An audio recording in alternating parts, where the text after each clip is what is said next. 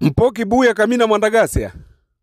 Naam, Isaya Benson Mwakilembe, mwalimu wa neno la Mungu. Naam, na mara mwisho wakati naongea na wewe ulikuwa huko Bukavu. Sasa naomba utupe taarifa. Nasikia hapo Bukavu ya Kutumba ameshaingia tayari kwa M23 wanahaa sasa.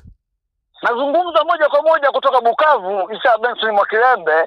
Nipo Bukavu na ndio maana nilikwambia kwamba usiku kucha wa kuamkia leo ilikuwa ni risasi zinalindima. Yaani tulikuwa sisi wananchi wa Bukavu hapa. Wananchi wa Bukavu tupo katikati. Yaani tumewekwa mtu kati. Risasi zinalindima usiku kucha. Hata hatukujua imekuwaje, kumbe nini? Ni vijana wa William Amuri ya Kutumba tayari washaingia ndani ya Bukavu. Na mwalimu, unakumbuka siku mbili nyuma tumempoteza kamanda wetu mtetezi Biola, mtetezi kabisa wa wazalendo. Wako watu wakasema kwamba pengine alikuwa amekula rushwa, pengine alikuwa anatumika, na nikufahamisha ya kwamba amechaguliwa kiongozi mwingine kuchukua nafasi ya mtetezi ya Biola. Amechaguliwa kiongozi na ndio mwingine naye alishinda vile vile. Huyu naye alishinda vile vile. Na taarifa ya kwamba hivi ninavyozungumza, unakumbuka wiki 3 nyuma kama sikosei, wale wakina Nanga na wakina Bisimwa walikuwa pale Goma wanashangilia, likapigwa pale Kombola, wakafa watu wa kutosha. Wananchi waliambiwa wasije wakaenda kwenye mikutano ya kuwasikiliza. Wale watu ni wahuni. Wale watu ni watapeli. Mtu umetoka huko ulikotoka, unavamia nchi ya watu ambao sio ya kwenu, unaua, unabaka, unafanya vurugu, unaiba rasilimali mbalimbali. Alafu katika akili hiyo unategemea kwamba eti uweze kuwatawala watu ambao wamewaulia ndugu zao. Watu ambao wamewaulia watoto wao. Watu ambao wamewaibia rasilimali zao. Hauwezi kutawala mji wa wafu. Mji wa wafu hauwezi kutawala. Kwa maana yake ni kwamba Isaya Benson Mwakilembe ni hivi ninavyozungumza, baada ya kumzika kiongozi mtetezi wa wazalendo, hivi ndio kwamba tayari wazalendo wameshaingia ndani ya mji wa Bukavu. Nakwambia hizi taarifa Mwakilembe huwezi kuzisikia ovyo ovyo. Hizi taarifa huwezi kuzisikia ovyo ovyo, watangaza sababu si wanapigwa. Wanapigwa, lakini fahamu ya kwamba tayari wazalendo wameshaingia katika mji wa Bukavu na tayari vita vinaendelea kama kawaida. Na kiongozi nani ule anaitwa kiongozi wao William Amuri ya Kutumba mwenyewe yupo umbali wa kilomita 10. Yupo umbali wa kilomita 10 tayari kuingia Bukavu na kutangaza ushindi wa Bukavu. Mwalimu, nadhani nilikwambia siku moja kwamba wazalendo kama Kongo italindwa na wazalendo wenyewe.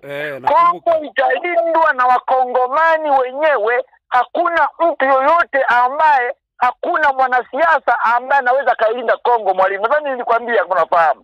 Wanasiasa ni matapeli, wanasiasa ni waongo, wanasiasa ni wala rushwa, wanasiasa hawana maamuzi magumu, wanasiasa wapo tu. Lakini nchi kama nchi mara nyingi huwa inalindwa na raia husika wanaoishi kwenye nchi husika. Sasa Kongo ile Mwakilembe, nafahamu kwamba huyu Kibaraka Felix. Felix anakimbilia magharibi.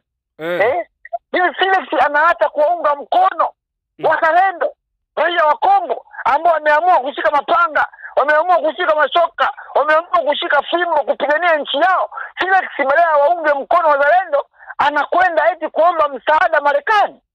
Ameomba msaada Marekani bwana. Anaomba msaada eti kwamba Marekani, njoo bwana, nchi imetushinda hii, tukupe madini ili tuwekee ulinzi. Yaani mtu atoke nje, mtu atoke huko watu huko avuke mahali aje akulinde wewe. Si upuuzi huo? Huo si upuuzi. Wazalendo wamesema kwamba mwalimu, naam, wamesema wazalendo wa kwamba hivi hawahitaji Marekani, hawahitaji Ufaransa, hawahitaji Mbelgiji, hawahitaji si Mwingereza, hawahitaji si nani. Watailinda Kongo yao kwa mikono yao wao wenyewe, pasipo kumtegemea mshenzi ama mpuuzi yote. Watailinda wao wenyewe, sababu wale pale ndo wamezaliwa pale, mababu zao wamezikwa pale ndo nyumbani kwao. Hakuna kitu kinaweza kuwashinda. Hata sherehe ilioje mwalimu, neno la Mungu, Sherehe ilioje kwamba hivi ninavyozungumza na wewe ni kwamba tayari wazalendo wako ndani ya mji wa Bukavu. Kitu ambacho wengi walikuwa hawajajua. Wengi walikuwa wanashangilia, tuliwaambia jamani, hii Kongo hakuna sehemu hawa nani hawa ambao wametoka kwenye bonde la mto Naili, sijui wanaitwaje hawa. Hakuna sehemu wataenda. Hamwezi vamia nchi ya watu wengine. Tamaa ni mbaya. Tamaa wake ni mauti.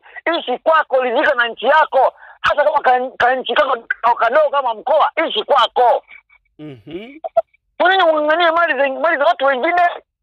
Kwa nini ung'ang'ane na mali za watu wengine? Uwe watu wengine. Ni mwalimu tu hivi kwamba hakuna uwanya hawawezi. Hawa si wahimu na wahimu. Si wahimu, si washimu. Hawawezi hata siku moja.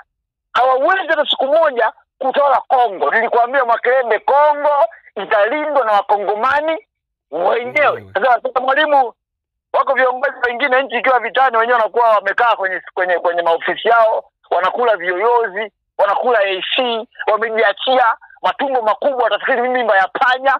Lakini William Yakutumba kiongozi mwenyewe huyo wazalendo, yuko bampa tu bampala. Yuko bampa tu bampala, mega kwa mega, njia kwa njia, mguu kwa mguu, afekipa afebeki yupo. Nimepata taarifa na ndugu yangu kutoka Bukavu. Upande wa kusini huko ananiambia kwamba Yakutumba yupo kilomita 10 tu. Yupo kilomita 10.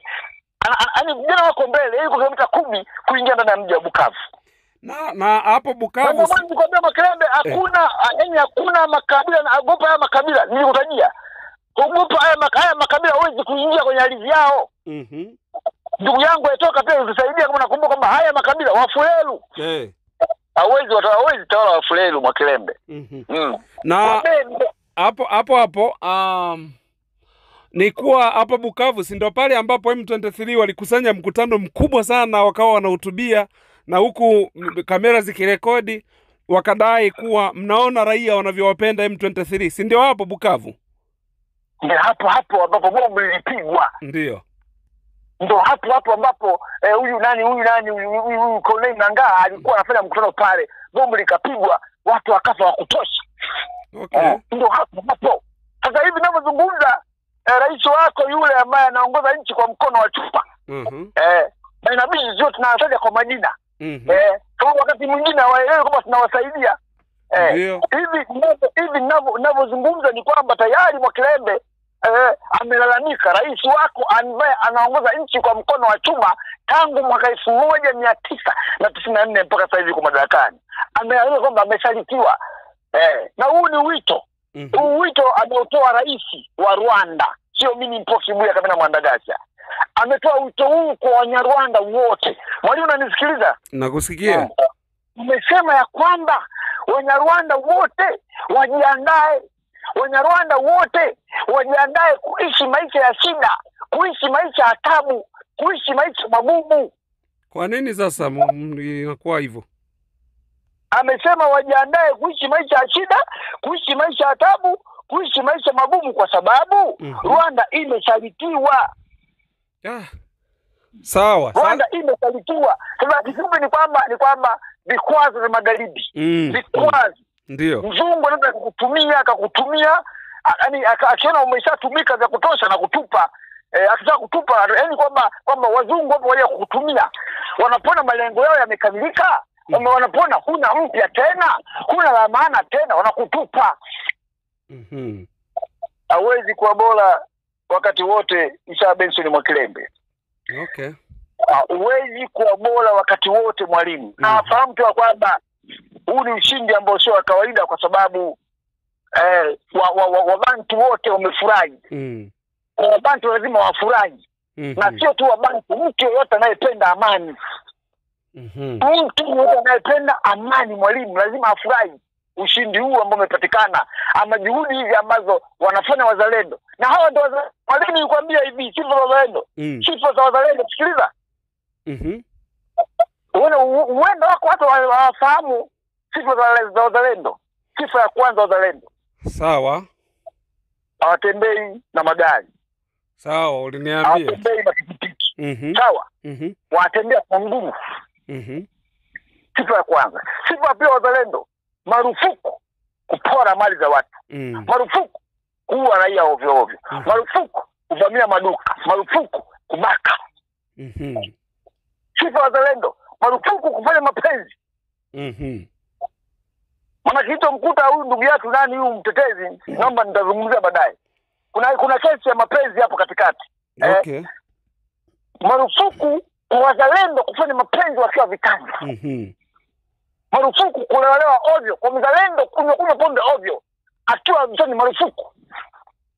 Marufuku kupokea rushwa kwa mzalendo, marufuku kupokea rushwa ya adui. Marufuku kupanda gari au kupewa lift. Marufuku. Mzalendo mara nyingi wanatembea na chakula chao wenyewe. Marufuku kwa mzalendo, nimesema, kubaka, kuua, kupora mali za watu, kunywa pombe, umalaya. Marufuku kwa mzalendo. Sawa. Hiyo ndio kisa kubwa kwa wazalendo. Wanatumia bunduki, wanatumia mapanga, wanatumia mkuki, wanatumia fimbo, wanatumia kuni, wanatumia uchawi. Okay. Mwalimu, watu wapige 0762155025, 0762155025 kupata kitabu cha Laana, Madaraka, Pesa na Damu. Mimi nikushukuru, lakini cha mwisho kabisa mwalimu, amani ni bora zaidi kuliko vita. Tunataka Waafrika wote sisi ni sawa. Yule ambaye anajiona yeye ni bora kuliko mwingine, yatamkuta akumkuta. Yule Mwafrika anajiona yeye ni bora sana mwingine, yatamkuta ya kumkuta. Jambo lingine, hauwezi kuua watu ukategemea wewe, kwani wewe huwezi kwenda kwenye nyumba ya mtu ukachoma moto nyumba ya mtu alafu utegemee kwamba kwako kutakuwa salama. Hicho kitu makelele hakiwezekani. Tujifunze kuishi katika utu. Tujifunze kutatua changamoto zetu pasipo kumwagana damu. Na viongozi wanatakiwa waelewe hilo. Sasa na baadaye. Tunamshukuru sana Mwalimu Julius Kambarage Nyerere ambaye alimaliza ukabila katika nchi yetu. Tanzania haina ukabila, mwalimu, na la Mungu. Sisi wote ni Waafrika. Kwa kumalizia mwalimu tu, nikukumbushe kauli aliyozungumza Ustadh Kwame Nkrumah tarehe 25 mwezi wa 5 mwaka 1963. Sisi sio Waafrika kwa sababu tumezaliwa Afrika. Sisi ni Waafrika kwa sababu Afrika imezaliwa ndani yetu. Wakati huo tuwatie moyo wazalendo waendelee kupambana mpaka ushindi, mpaka dakika ya mwisho.